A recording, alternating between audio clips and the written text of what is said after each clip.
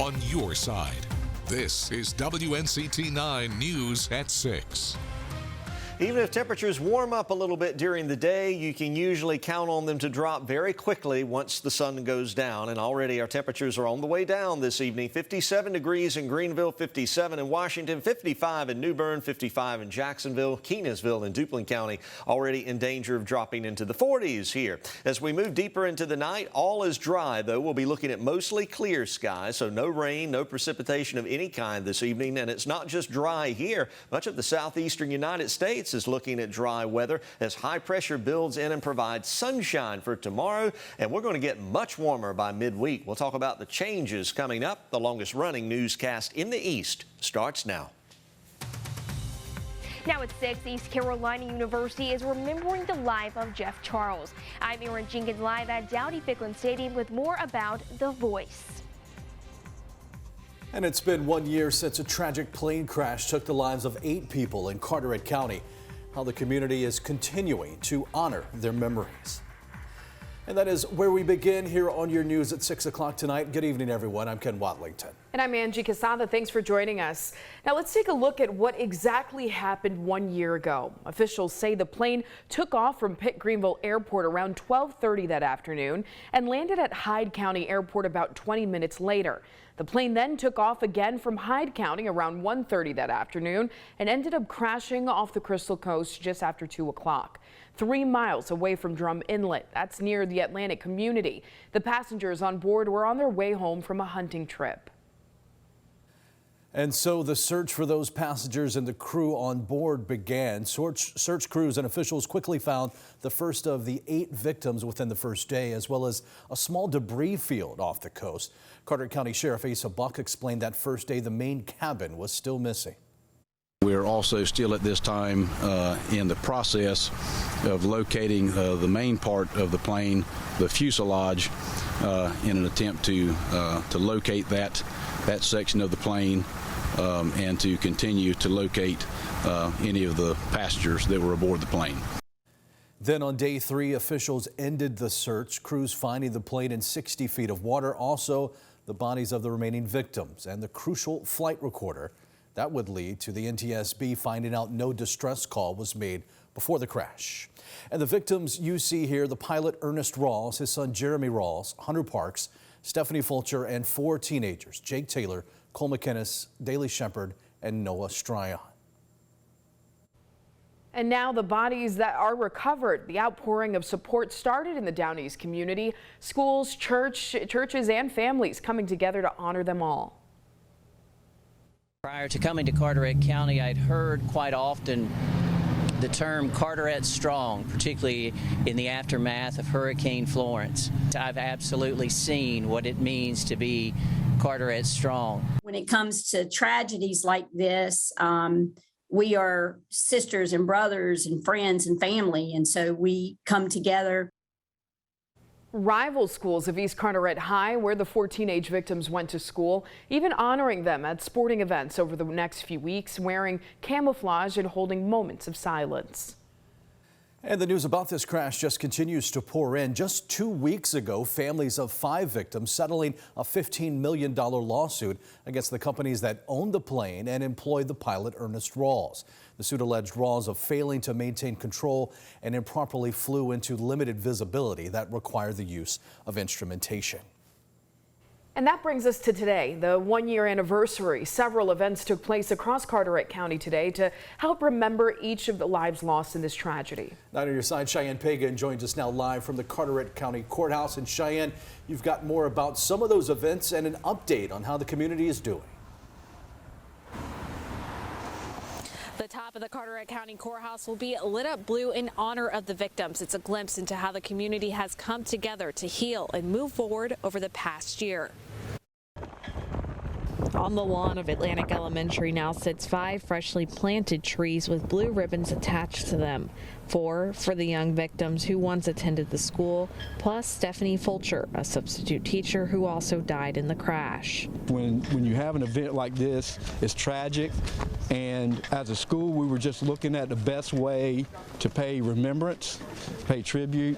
One of the victims was Cole McInnes. His grandfather, Terry McInnes, says he takes comfort in knowing that each of the lives lost will continue to be honored. We appreciate all that's been done for them, but every time I ride by here and see these trees, I'm going to think about them. During a special ceremony, the trees were unveiled and 5 balloons were released into the air, all while community members wearing camo gathered to pay their respects. It means a lot to the 1-year mark to see everybody come back together and support and have these new trees in front of our lawn that'll be here for years to come to represent them. And all over Carteret County, blue bows tied to mailboxes and signs remind people to never forget. Down East is made up of a lot of small communities, but we're all one together. The school system also encouraged students and community members to wear camo and honor the victims, all to show the world they are Down East strong. One thing that I do know is that this community, they rally, they support each other. And this was another very good example of community members supporting and helping out the families, and that will continue, I have no doubt. I think we lean on each other, and when times are tough, Down East is the strongest. County commissioners also declared February 13th as Young Waterfowlers Day. We'll have the full proclamation posted at WNCT.com. Live in Beaufort, Cheyenne Pagan 9 on your side. Cheyenne, thank you. And lawmakers are also honoring the victims from the crash. Last week, Congressman Greg Murphy introduced the Down East Remembrance Act. It would rename 6 creeks after 6 of the victims. It's important that we remember these individuals. You know, there was a tragic occurrence. The individuals down east in North Carolina are a very, very tight-knit community, and this is a good way to honor their memory. The measure is backed by the entire North Carolina delegation. And tonight we're also continuing to follow the tragic news of the passing of an East Carolina University legend. Jeff Charles, known as the voice of the Pirates, passed away Friday while he was on a road trip in New Orleans with the men's basketball team. The team then headed back to North Carolina, and now everyone across Pirate Nation is feeling the impact. On your side's Aaron Jenkins joined us live from Greenville tonight with more. Hello, Aaron. Yeah, Ken, there's a tributes flying in from all over right now. We're at Dowdy-Ficklin Stadium where there is a tribute on the Jumbotron right behind me for Jeff Charles. He's the voice many say won't ever be forgotten.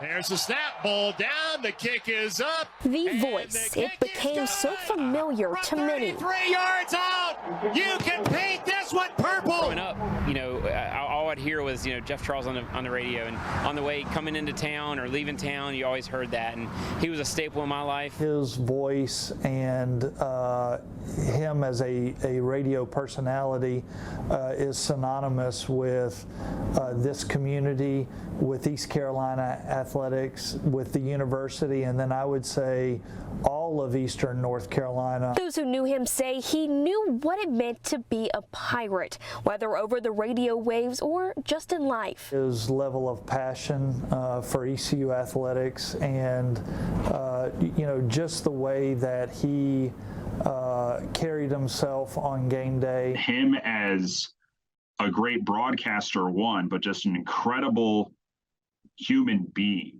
that is what I'm going to take away from my time knowing him. And it's what he fought through to make sure he lived every day to its fullest.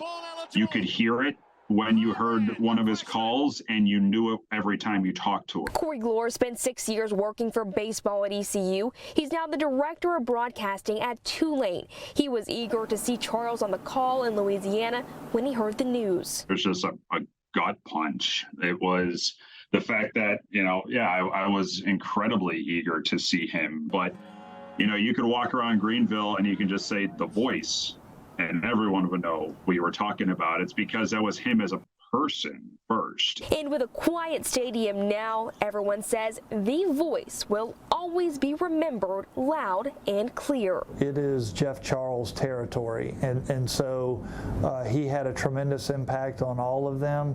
That impact is being felt today, and it will be felt for a very long time. Right now, the athletics department says they're working with the Charles family to set up details on how his legacy will be honored and celebrated. We'll share those details with you as soon as we know them. Live in Greenville, Aaron Jenkins, 9 on your side. Aaron, thank you. And as the tributes to Jeff Charles continue to roll in from the east and beyond, we're sharing them with you. 9 on your side has some of the best and notable tributes on our website, from our very own Brian Bailey to sports broadcasters and coaches all around the country. They are in this article over on WNCT.com. Turning now to your crime tracker this Monday, Onslow County Sheriff's deputies are looking for the person responsible for shooting a man today on New Bern Highway. And they say the 20-year-old was driving around 1:30 this afternoon when he was shot. That led to him wrecking his car into the median. He is now recovering at a local hospital. The suspected car used in the shooting is a black Camaro with tinted windows. If you have any information about what happened, you're asked to call the Onslow County Sheriff's Office. Now to an update from the Department of Veterans Affairs. They're now urging former service members whose illnesses may be linked to the contaminated water at Camp Lejeune to continue making disability claims, even if it might complicate future claims. This comes after the signing of the PACT Act, which seeks to make significant improvements to health care for veterans exposed to those toxins. The U.S. Environmental Protection Agency is visiting Jones County for a community discussion around water quality improvements. Local and state officials met to hear about President Biden's efforts to provide clean water throughout the country. 9 on your side's Claire Curry attended the press conference and roundtable and brings us more on what was discussed. Agents from the EPA announced a $2 billion investment from Biden's bipartisan infrastructure law to work to remove PFAS from the water systems, including right here in Maysville.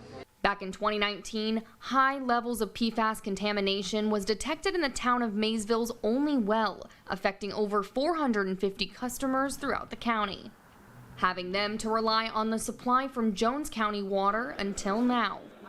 U.S. EPA Administrator Michael Reagan announced their new Emerging Contaminants in Small or Disadvantaged Communities grant program to help rural areas like Maysville. Through this grant program, this year alone, this 1 year alone, North Carolina will receive nearly $62 million for projects that specifically address PFAS and emerging contaminants in drinking water in our small and rural communities. The EPA will provide over $5 billion between now and 2026 to help other areas throughout the country. Maysville Town Manager Shumata Brown says they are making the switch to their new well treatment system within the next 6 months. During the roundtable, officials also spoke on the importance of informing and educating other communities about PFAS contamination. In Maysville, Claire Curry, 9 on your side.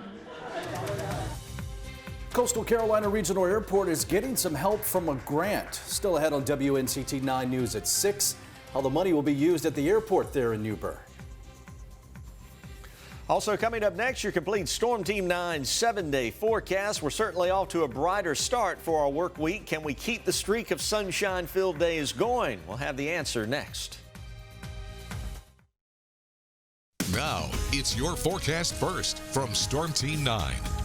Outside today, we enjoyed sunshine-filled skies, and if you didn't get a chance to get outside and enjoy all the nice weather today, you're in luck because the sunshine will be returning for us for Tuesday, Wednesday, and probably into a portion of Thursday, too. High pressure is building in and finally squeezing offshore all the cloud cover and rain that we've had to contend with over the past few days, and an absolutely gorgeous sunset has been in progress across eastern North Carolina tonight. No rainfall for you if you're heading out to grab a bite to eat, and we have seen already so much cloud cover and rain this month. It's nice to see things dry out a little bit. Here in Greenville, we've already had 8 days this month with measurable rainfall leading to a tally of just under 5 inches already. If we were to stop right now and not add any more rain, we would still finish way above normal for the month, believe it or not. But Needless to say, we're probably going to be adding to this number before the week is out. 55 degrees currently, though. We're still dry this evening. Dew point is at 32, air pressure 29.84 inches. Goldsboro at 56. We've got 54 in Washington, 53 in Englehart, a little colder over here in Cape Hatteras. Remember, the water temperature all up and down the coast is still quite chilly, and that does have a bearing on your air temperature. Our wind flow is generally light out there tonight and coming in out of the southwest. It's that southwest flow that is going to really boost temperatures starting tomorrow. So far, most of the active weather of the weekend, it continues to race out to sea, and high pressure will be building in now. Oftentimes, we see high pressure systems build in out of the northwest. This one is building in out of the south, and that's going to pump in much warmer temperatures for Tuesday and also for Wednesday, too, as the high will still be in charge even through midweek. Now, by the end of the week, the high begins to dissipate offshore. That opens up the door for a new storm system to bring a cold front eventually our way. That means a better potential for rain starting late Thursday night and continuing through most of the day on Friday. So enjoy the pleasant weather while it still persists. You can see exactly how warm it's going to be at your house by downloading our free Storm Team 9 mobile weather app. Your forecast for tonight: clear skies, overnight lows in the 30s behind a west wind that will be light. Coming up for your Tuesday, sunny skies with temperatures climbing into the low to mid 60s with a north wind becoming southeasterly. Your beach and boating forecast: sea is averaging 2 to 4 feet for the ocean, 1 foot for the sounds, light chop for the lakes and rivers. That inland Storm Team 9 7-day forecast showing sunshine for Wednesday, sunshine for Thursday, although some clouds will be building back in. The wet day out of the next 7 is going to be Friday with the arrival of a new cold front, and behind that cold front it will turn chilly again for Saturday and Sunday. But at least this time around the sun will be out this weekend. Oh yeah, and as excited as I am, for us being in the 70s in February, it does come with a price: the rain and then the cool temperatures on the weekend. Exactly. But even today with the sunshine, I know it was kind of chilly, but it wasn't too bad. Yeah. The old roller coaster continues. Yes, it does. Sorry, Jerry, thanks. Well, Carteret County is working to prevent more juvenile crime in the area. Still ahead at 6, what officials are looking to do and the money they're planning to get.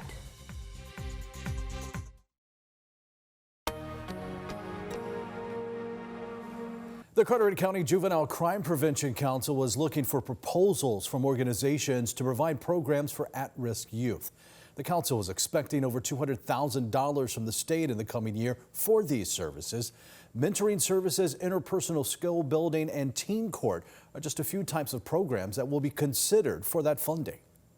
We're looking for prevention services, we're looking for restorative services, and obviously dispositional services in the county to meet the needs of the youth. Friday, March 10th is the deadline to submit all proposals. We have more information on the process over at WNCT.com. The Coastal Carolina Airport is getting some big upgrades thanks to a grant worth $750,000. The money from the Golden Leaf Foundation will be used to clear 90 acres of wooded land across the street. Now, this land opens up opportunities for an aerospace development and maintenance facility to open up. The new area will be next to the main runway. It'll give easy access to Old Airport Road and the future Interstate 42. The project is set to start this spring.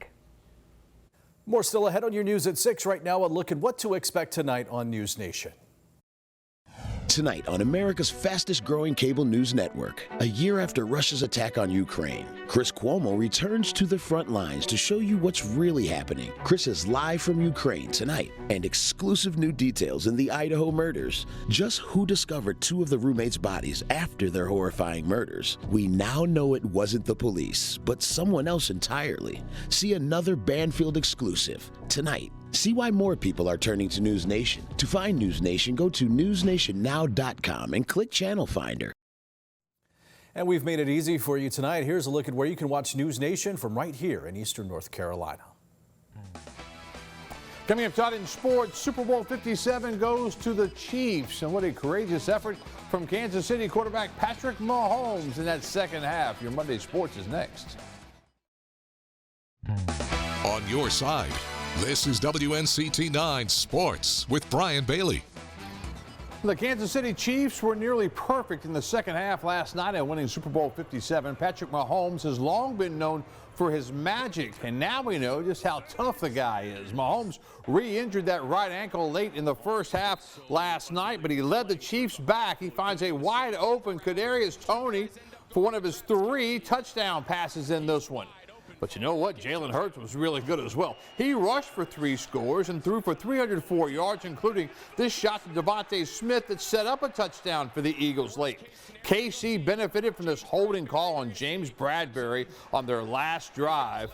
They would milk the clock from there, and they would get the game winner here. Harrison Butker from 27 yards out. KC 38, Philadelphia 35. Patrick Mahomes, the MVP.